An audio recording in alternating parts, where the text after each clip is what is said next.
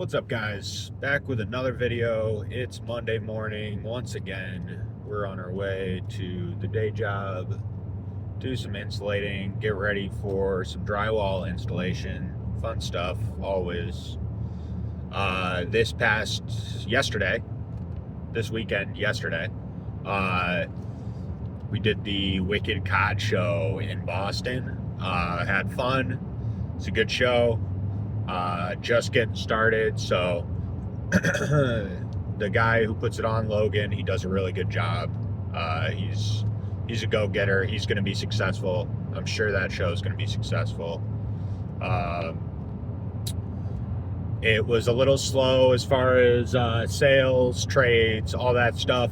To be honest, I think it just had to do mostly with a lot of the attendees that came were college-age kids, and college-age kids do not have the most disposable income, to say the least.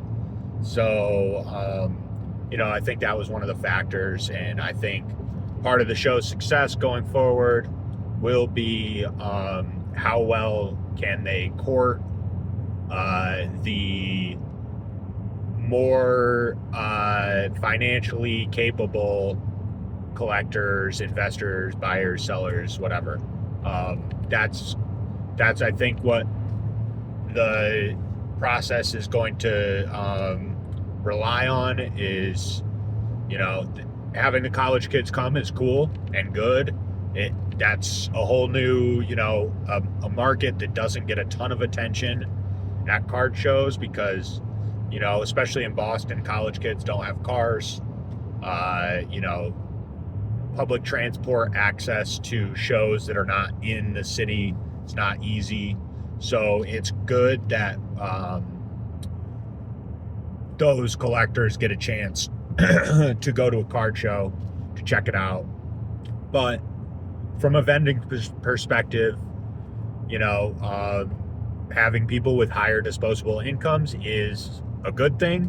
And so finding the right mixture of new collectors, and a little more seasoned collectors, that will help. Anyway, I had fun. I'll probably do that show again at some point next year. I think they're going to set it up to have more and more of them. So I'm sure I'll see that. I'll be back at that venue, back at Wentworth. So maybe see you guys there next year. Coming up, a couple weeks from now, 3 weeks from now, I guess, Black Friday weekend, gonna be at the Lee Outlets, the Pokemon Outlet show in Lee, Mass. Again, that show was a blast last time, and I'm really looking forward to it again. Hope to see you guys there. Anything else going on? I don't have any other shows booked yet. I'm looking into filling up my schedule a little bit more with shows in December. And so I'll keep you plugged in about that stuff. And one other thing that so to get into our discussion topic for today, just an observation that I had at the show this weekend, yesterday. I noticed, and I've heard a handful of people commenting on this happening, or they noticed this as well at that show. There are currently a lot, or at least at the show yesterday, there were a lot of vendors who had particularly slabs, but some other things as well, but mostly slabs, stickered at the high that that slab was at, like 3 weeks to a month ago, or somewhere in that range, like a month ago. A lot of these slabs, especially like sort of the Sword and Shield alts, and even some of the newer stuff from Scarlet and Violet era, like a lot of those slabs were hitting all-time highs, and it would appear to me my assessment would be that a lot of vendors bought into those slabs at all-time highs, and now here we are a month later, and a lot of stuff, slab sealed, has pulled back quite a bit. Not like 50% pullback, but in the range of 10 to 25, 30%, something like that. A lot of that stuff is pulled back. And so I heard from a handful of people yesterday, and I noticed it as well, that a lot of vendors still had those slabs stickered as if we're still living in the market a month ago, which I kind of understand. It does suck to take in something at, especially if you're buying at like 80% or more of market value, and you take something in and it doesn't sell the first couple weeks you have it, and you're sitting there a month later and it's down to under what you bought it for, the market price. That's rough. It's brutal, to be honest. I mean, I was restickering all my inventory coming up to this weekend, and a lot of them got marked down from where they were, last show that I did. And that's just part of vending. Like, you don't control the market as a vendor. You only control what you sticker your inventory at and what you're willing to sell for. That's what you have control over. So I do understand that buying and buying something at 80% and then the market dipping 25% and you taking a loss, that's and then somebody's going to try to negotiate you down from whatever your sticker price is. So selling stuff at a loss sucks. That's like not news. That's not a hot take. Losing money is not good. It doesn't feel good. It's not a good business model either. But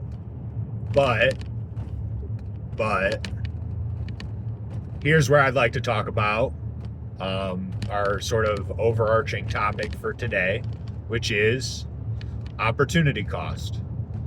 If you don't know what opportunity cost, it is essentially a concept that is referring to no matter what decision you're making or what you are allocating your resources towards, there are always other allocations you could be making, other investments you could be making, other strategies for, in a financial sense, strategies for growing your wealth, for making money. There's always, of course, other options, right? And so, that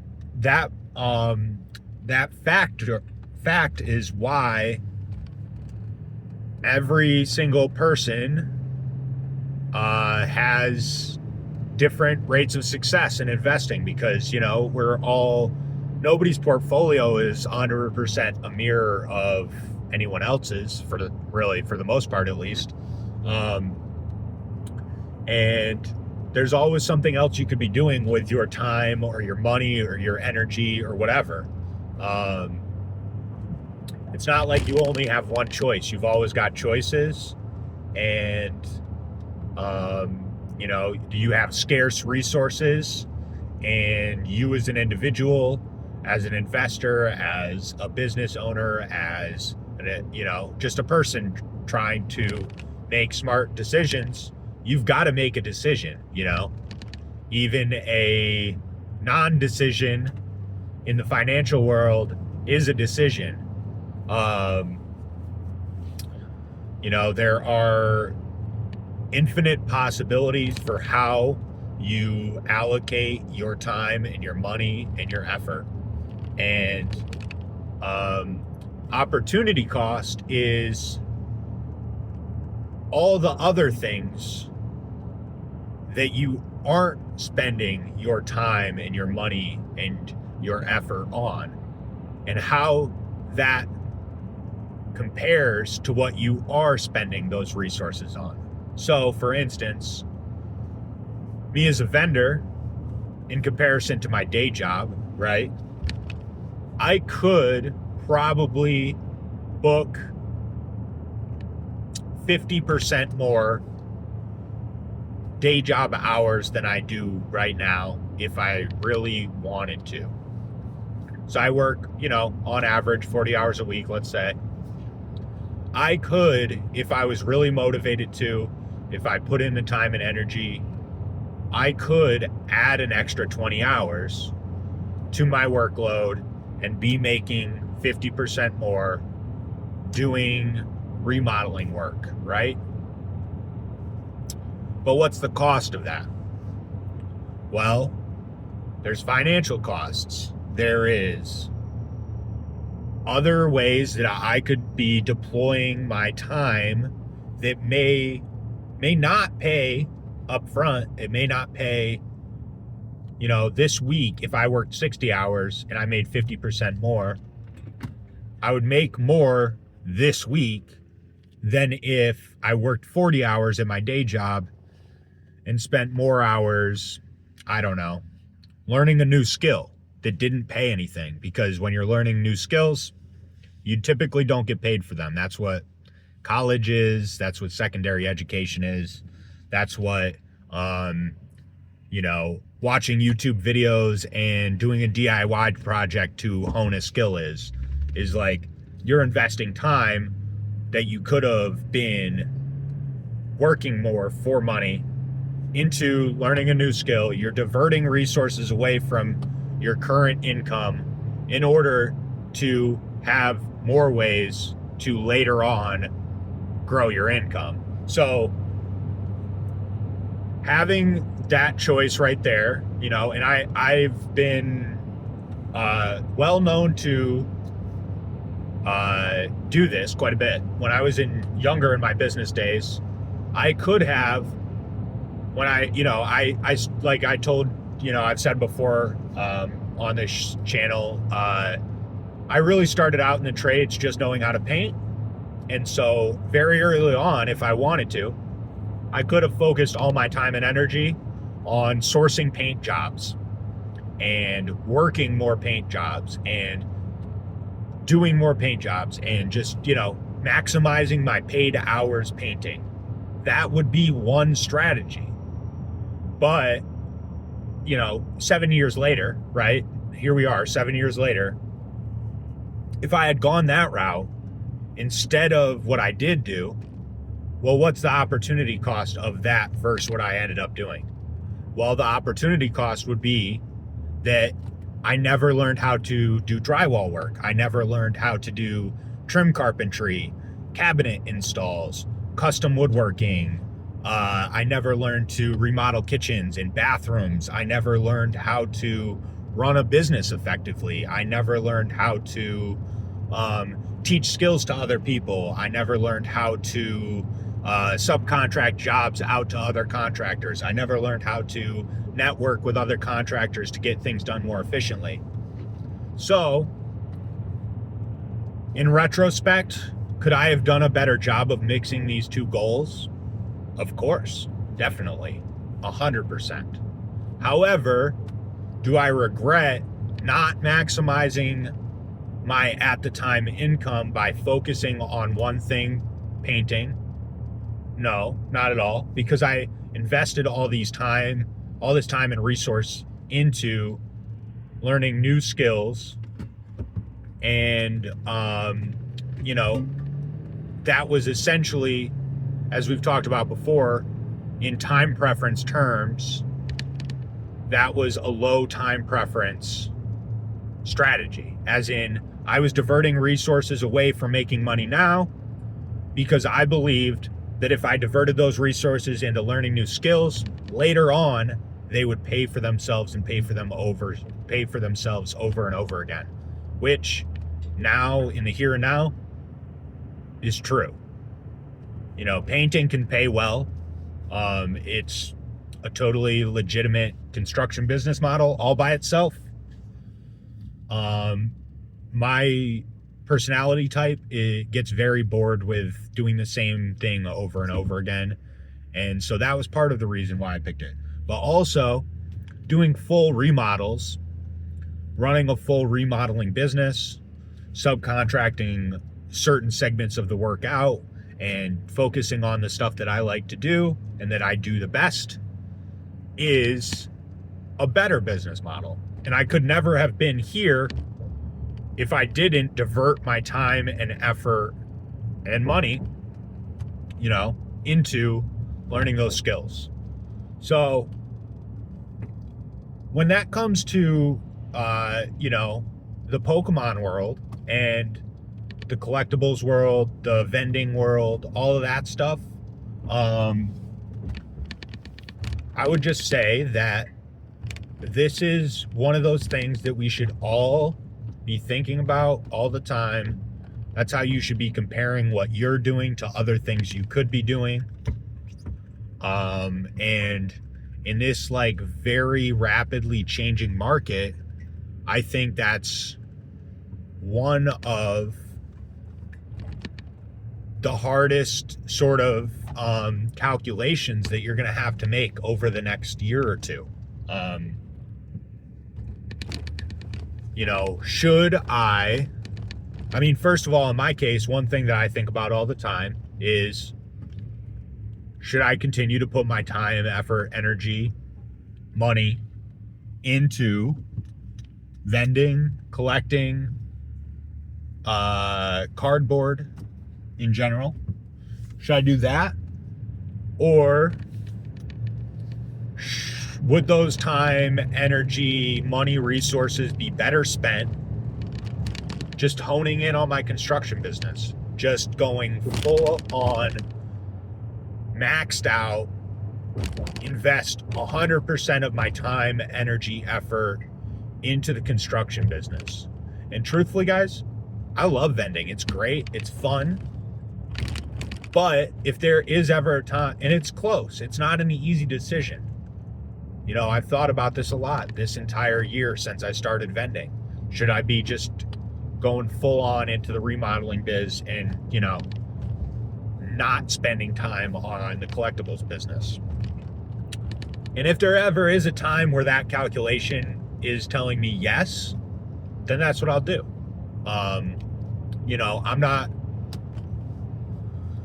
loyal to my close friends and family. I'm not loyal to a certain sector of industry. I'm not, I like vending. I like Pokemon. It's fun. The community is great. I have a lot of fun doing it.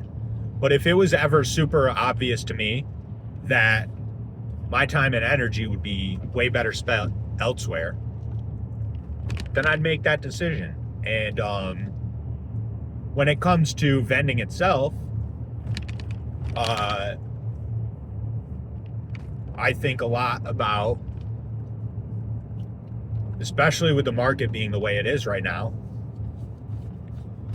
well, should I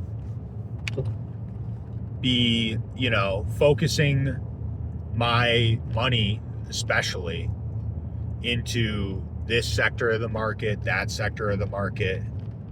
Should I be picking up sealed product to hold long term? Should I be focused on flipping? Should I be wasting my time on Facebook Marketplace? Because sometimes it feels that way, like you're just wasting time with people kicking tires. And these are all good questions to be asking yourself. And I think the answer to them can change pretty quickly.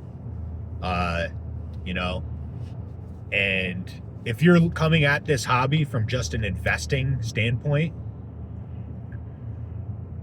I think the best way to think about it, especially the sort of battle between vending on the one hand, investing on the other hand, because these are two different strategies. You can mix them, but they're kind of different strategies. One's focused on the flip, the short-term profit, and maximizing sales volume and sales percentages, your profit margin and all that. One's focused on accumulation and diversification and having diamond hands where you can just, you can weather the ups and downs of the market. And these are two really different strategies. And like I said, you can mix them, but I have been diverting some of my vending resources, some of my inventory into purchasing some stuff that I am deciding to hold long term.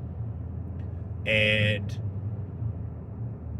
the battle between this is like, well, what's the opportunity cost of that? If I buy, say, a Destined Rivals box, right now they're going for what, $350, $375, somewhere in there. If I buy that box, say I even get a good deal on it, I get it for $320 or whatever, $325.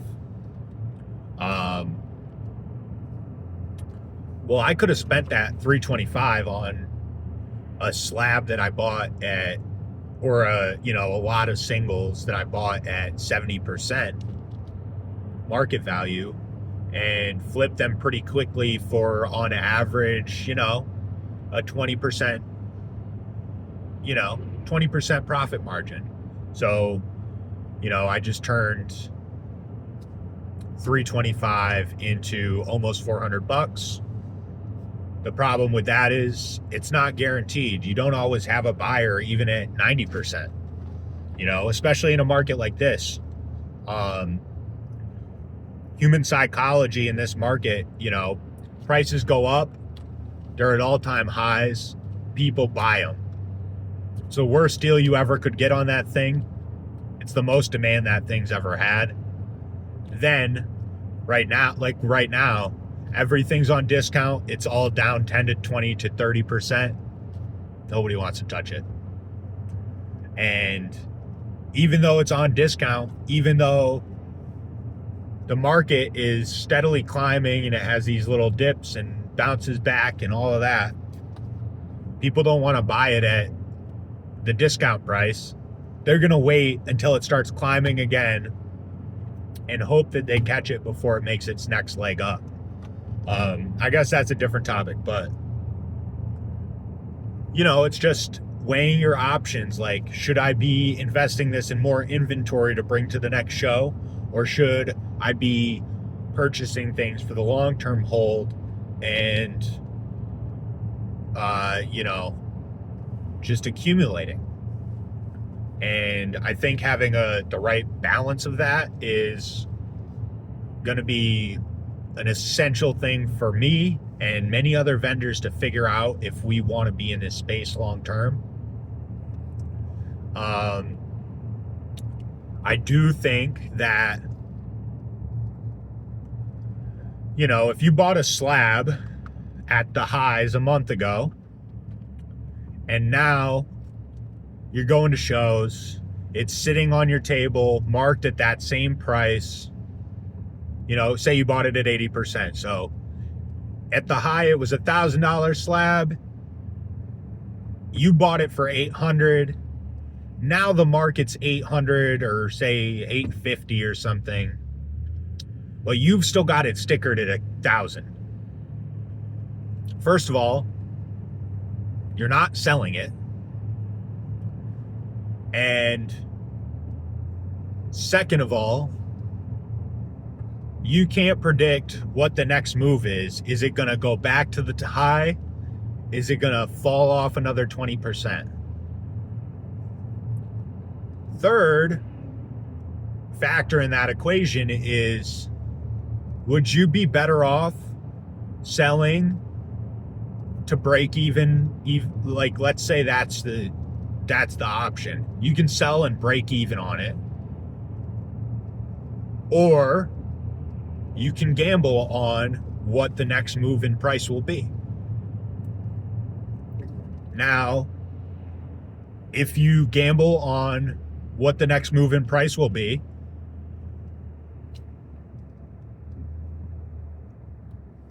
you have no control over it.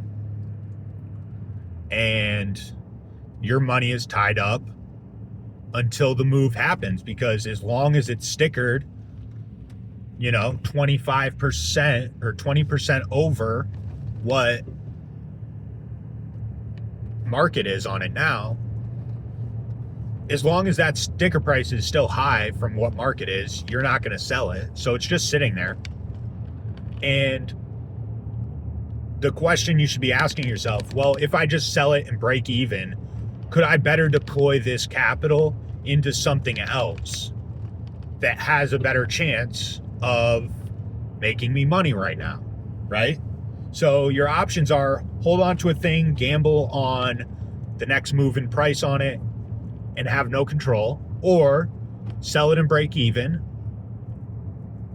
or take a 5% loss, and then rebuy at 70 or 80% some other piece of inventory that hopefully you can make 15 to 20% or 25% on, right? Just think about it. I think willing to take like small losses like that in order to move on and continue to churn and burn and grow inventory and all that stuff. I think that's a humbling experience, but you should do it sometimes. It 100% is the correct move sometimes. Not all the time, but a lot of times. I've done this before where I'll take in something at 80%. It'll sit on my table for a month. I'm over it. And I can just tell, this isn't moving. There's no interest. Nobody's even asked me about this thing for 3 shows. So then what I'll do is I'll try to go to a show and walk around, or, if I'm vending at it, go to the show, go ask the other vendors, hey, do you want this for trade? And, they might if they take it at 80%, I break even, right? And I can move that capital into a new piece of inventory that may sell better for me. Because from a vending perspective and investing, but vending especially, liquidity is another big factor in what something's actually worth to you. It should be. You should think about this. Can you actually move it? Because if you can't sell something, it ain't worth anything. And so you should, I think, you should constantly evaluate that. What's the liquidity? Do I have a chance of selling this at the current price? Do I want to gamble on what the next price move is of this thing? Or should I just cut my losses, or, ideally at least break even and move on to something else? And I think that's going to determine the success of a lot of vendors moving forward, especially long term, especially in this market where a lot of things have hit all-time highs recently. They've pulled back. There's going to be, Pokemon in general, I think, is in a really good spot still, and I'm confident in the trajectory of it over the next year or so. But it's a really rapidly changing market, and if you can't adapt to it quick, you're going to get buried. You're going to have a ton of inventory that's not moving, that you paid more for than it's currently going for. And so just always remember that you have finite resources and they could be deployed doing other things. So figuring out the best spread of those resources is how to maximize returns, how to maximize gains. And that's one of the hugest pieces of all of this stuff. So that was the video for today, guys. I think that was long enough of a rant. It was a long one again. We'll be back in a couple days probably and get another one done. And until then, happy Monday. Get after it this week, and see you guys Black Friday at Lee Outlet's Pokemon Outlet Show. All right, later.